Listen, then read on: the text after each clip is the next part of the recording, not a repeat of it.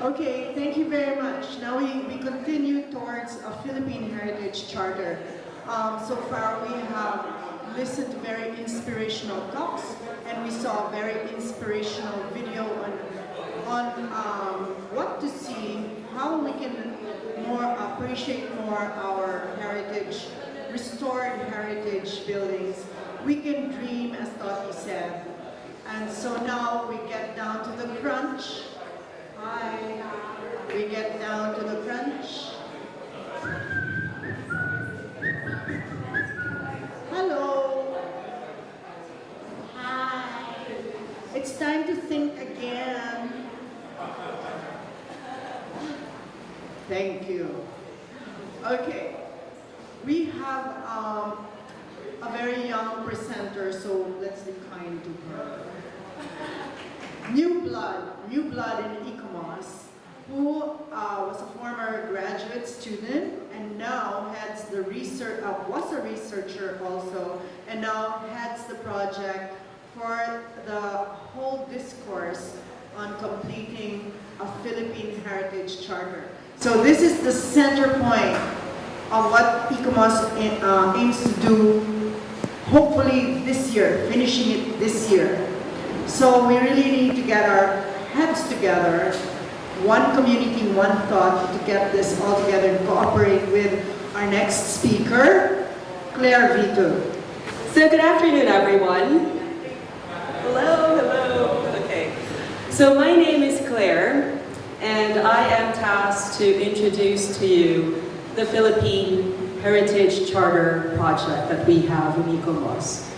Now, along with 4 other people from our grad school program, we were asked by a professor, and unfortunately he's not around at this point. We were asked sometime in 2013 to do a preliminary study as to how we could go about drafting a charter for the Philippines. And I remember quite clearly, it was one rainy evening towards the end of the second semester when 4 of my classmates and I were gathered in one room, and we were asked, okay, so here's the thing. You have these existing charters in different countries, but why don't we have our own? So why don't you have this short assignment? I would want you to study the World Charter and the Indonesian Charter, and you could just go crazy. Like, go crazy about it. And we were like, so what do you mean by go crazy about this entire thing? He said, well, no holds barred, just put there what you think would be applicable in our own context. So that's like the birth of this project. And I think this is really an opportune time for everyone in my team and the entire ICOMOS Philippines to actually open this to the entire assembly, as we would really need your help in terms of your input so that we could put more substance in this fledgling project that we have. Okay, so in 2013 we started with our preliminary research, and obviously we needed to consult these documents.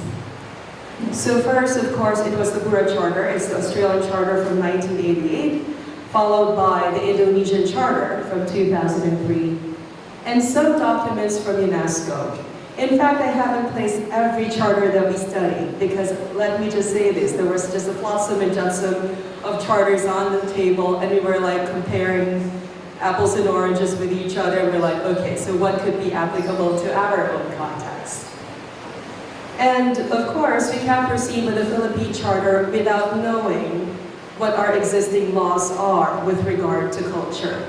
So we also did a lot of reading and a lot of consultation with experts who could read to us what these things are. Now, let me just skip to the current state of the Philippine laws in terms of culture and heritage. So at this point, we have RA 1066, or the National Heritage Act of 2009, and it is in this particular document that we were more or less able to frame how we could go about with this charter project.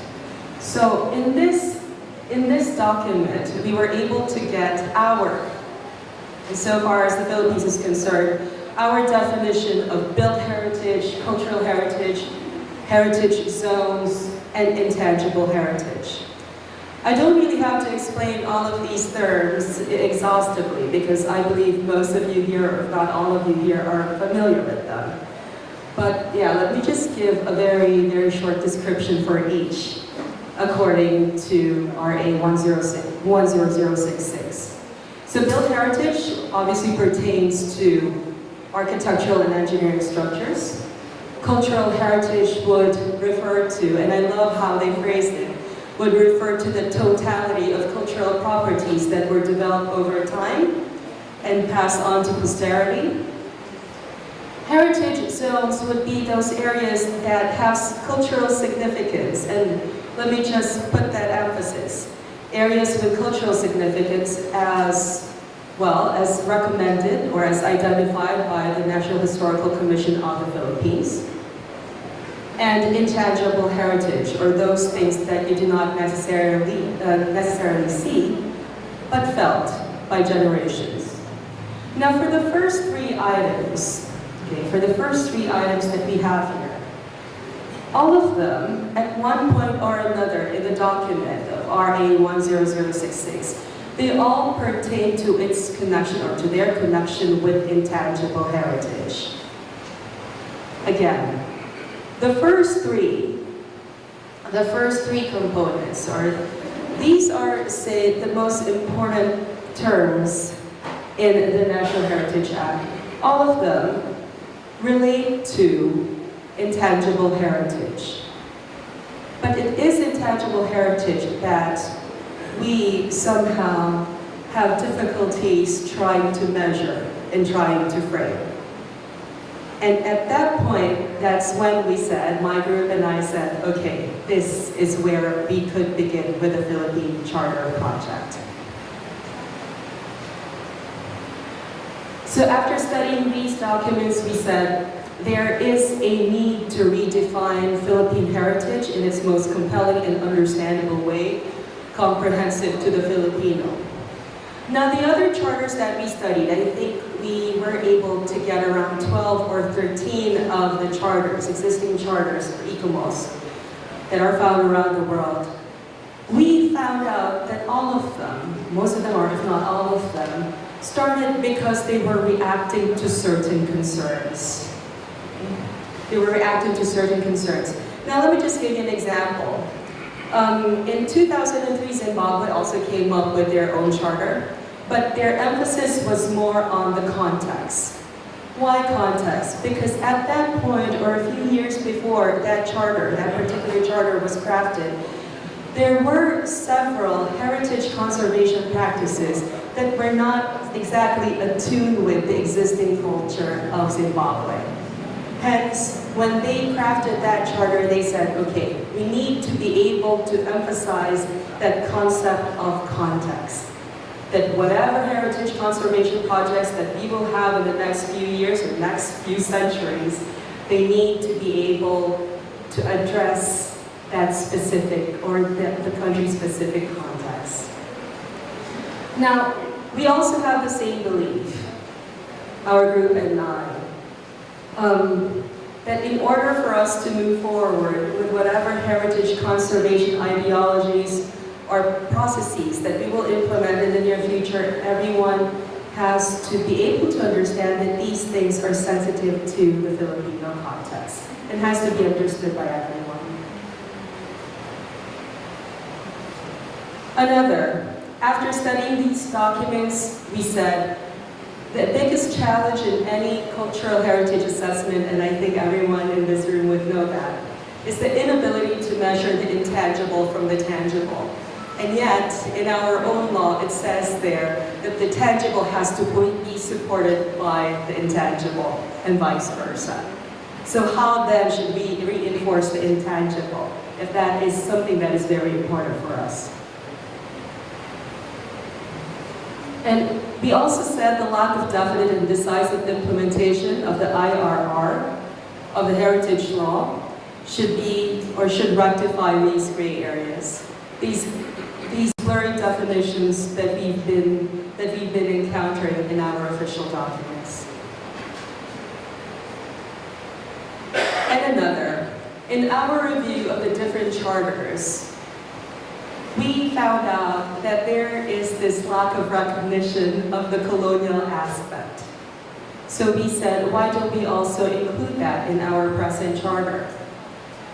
Why don't we consider that we have this very unique experience in us, the very unique colonial experience, and because of that, there are also things that were affected around it. So why don't we also put that in, just in case? Now, what I'm about to show you, and this will just be a very short presentation, what I'm about to show you would be some headway that our group did with regard to the analysis or with regard to possible formats of our charter. So what you're about to see is how we compare the Bura Charter, okay, with our, well, how should I term it? The Philippine Charter that we have drafted. And we have injected ideas that we think would be able to fit in our own unique needs. But these are just some. In fact, there are about 28 or 30 pages that we have come up with. But I will just show you like a few pointers that I think we would need your help on in terms of reinforcing some ideas or in terms of polishing some of these terminologies that we have used. So, Dottie earlier mentioned about conservation processes and the direction that we are moving towards in terms of how we crafted the Philippine Charter. And as you can see in the Bura Charter, they have, in fact, identified some possible processes in terms of conservation. But in our context, and this is the one that you can see on the right, as you can see, there are things there that we have included or that we have reinforced in terms of how we should go about it the Filipino way. So the Bura Charter doesn't have much research. There wasn't much emphasis on research, but we said no, there has to be research done. There was no condition survey in terms of how we look at structures in the Bura Charter, so why don't we put that in? Because that's what we do anyway in the Philippines whenever we tackle those structures. And the two other points that we have introduced in our own charter, in our own draft, would be adaptive reuse and retrofitting, okay, which we will see more of later. We also have our inputs in terms of change, okay?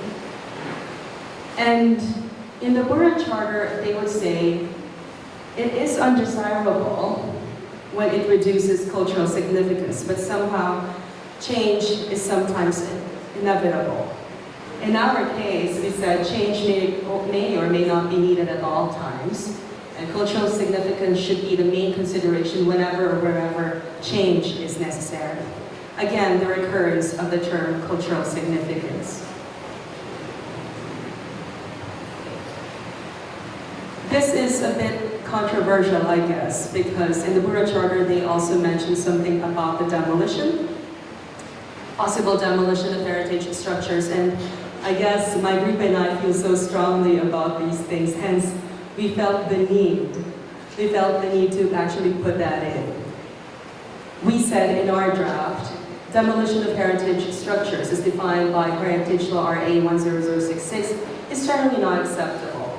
Whereas for the Bura Charter, they said, you know what, if it's something that is required, then why not, so long as it's sensible. But in our case, we want to, I believe in our initial studies, we would say, okay, we, as much as possible, would want to veer away from that recourse.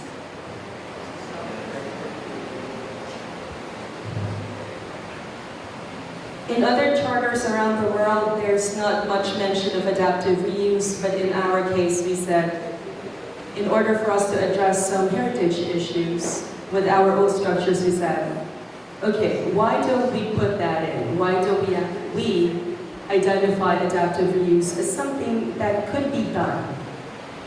Okay. So we said adaptive reuse should be necessary to preserve the original fabric and its cultural significance. Adaptive reuse should consider protecting the fabric's integrity, and because all of these things were also indicated in our existing laws. And we also have, of course, retrofitting.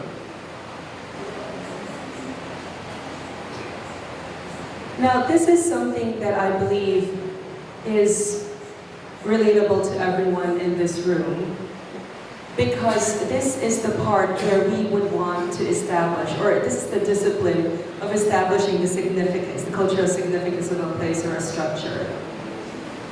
And in our context, we needed to be able to identify.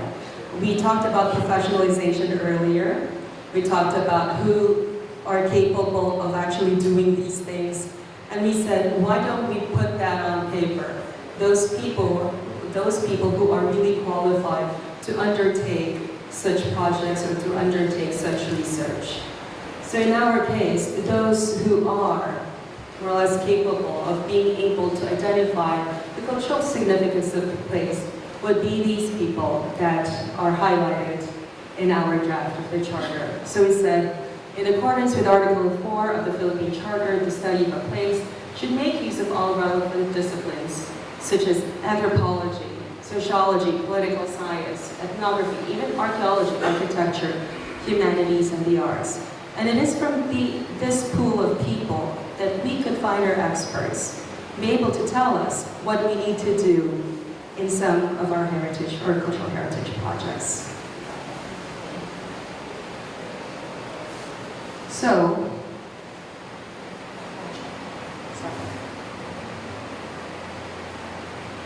it is in this light that I'm actually opening the floor for your suggestions and questions. We have identified certain key areas in the draft project that we have. We have identified the people who are capable of defining the cultural significance of a place. We're also able to identify some solutions with regard to how we are going to deal with some structures. And right now, we are asking for your help in terms of how we could strengthen some of these pointers that we have raised in our draft. Thank you.